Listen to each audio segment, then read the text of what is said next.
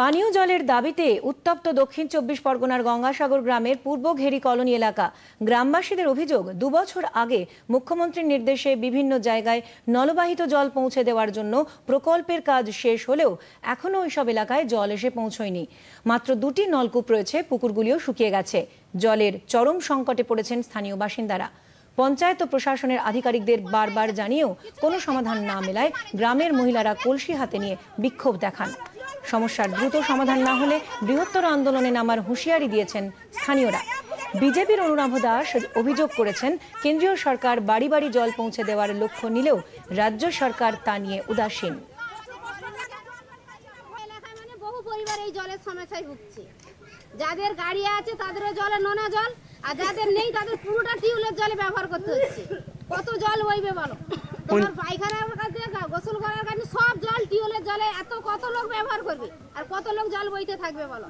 বাচ্চা কাচ্চাদের নিয়ে আমরা যাচ্ছি কোথায় দূরে দূরে কল, আর নদী নালা শুকনো, আর বাড়িতে যে পুকুর আছে তাতে আবার নোনা পানি।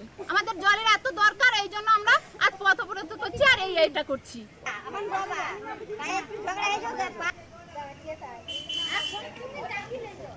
যে আধুনিক সমাজেও যে মানুষজন এখন পানীয় জলের সংকটে ভুগছে, যেখানে সেন্ট্রাল গভর্নমেন্ট জল জীবন জল মিশন প্রকল্প করে বাড়ি বাড়ি জল পৌঁছে দেওয়ার ব্যবস্থা করছে, আর সেখানে এই রাজ্য সরকার পাইপলাইনের কাজ কমপ্লিট করেছে, কিন্তু জল এখনো ছাড়েনি, সবই কাটমানি খাচ্ছে।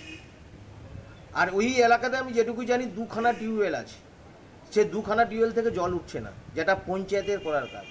অর্থাৎ আপনি সব দিক দিয়ে বিচার বিশ্লেষণ করে দেখুন, তৃণমূল কংগ্রেস তৃণমূল মানে টাকা মারা কোম্পানি টিএমসি, আর তারা এরকম দুর্নীতি করবে, এলাকার মানুষরা এরকম জল সংকটে ভুগবে।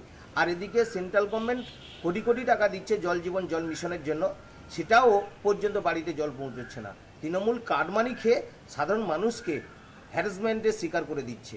এর জন্যই তৃণমূল সরকার উৎখাত হওয়ার প্রয়োজন আছে, সেটা এলাকার মানুষ বুঝে গেছে, যে কারণে তারা আজকে বিক্ষোভ দেখাচ্ছে।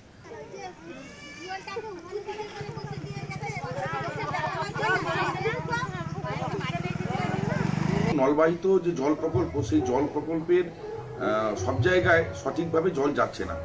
কেউ অসাধু উপায়ে কিছু পাম্প চালিয়ে জল তুলে নিচ্ছে। এছাড়াও আমাদের বিভিন্ন জায়গায় যেখানে নলবাহিত জল প্রকল্প হয়েছে সেখানে সঠিকভাবে জল যাচ্ছে না। এসব অসুবিধা আছে, ধীরে ধীরে এই অসুবিধার উত্তরণ হবে। তবে ওই এলাকার মানুষদের মধ্যে যে ক্ষোভ জন্মেছে সেটা স্বাভাবিক।